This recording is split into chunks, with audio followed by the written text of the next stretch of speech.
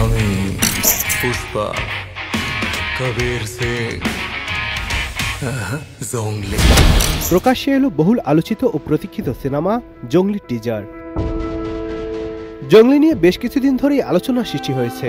সিনেমাটির প্রথম পোস্টার ও pre teaser প্রকাশিত হয়েছিল, যা দর্শকদের মধ্যে এক্সাইটমেন্টের সৃষ্টি করেছে।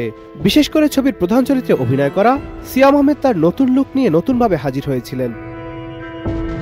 সিয়ামের শক্তিশালী এবং দুর্দান্ত লুকের প্রশংসা করছেন সবাই, কেননা এমন লুকে আগে তাকে কখনোই দেখা যায়নি। টিজারে সিয়ামকে বলতে শোনা যায়, আমি পুষ্পা কবির সিং জংলি। সিয়ামের চেহারায় তীব্রতা ও রহস্যের ছাপ স্পষ্টভাবে দেখা গেছে। প্রেম ও পারিবারিক সম্পর্কে গল্প বলবে জংলি, যেখানে ভালোবাসা, পারিবারিক বাধ্যবাধকতা এবং রয়েছে জীবনের নানান চ্যালেঞ্জ সমূহ। সিনেমাটি পরিচালনা করেছেন এম রহিম, যিনি কিনা সিয়াম পূজাকে নিয়ে এর আগে শান নির্মাণ করে বেশ আলোচনা এসেছিলেন।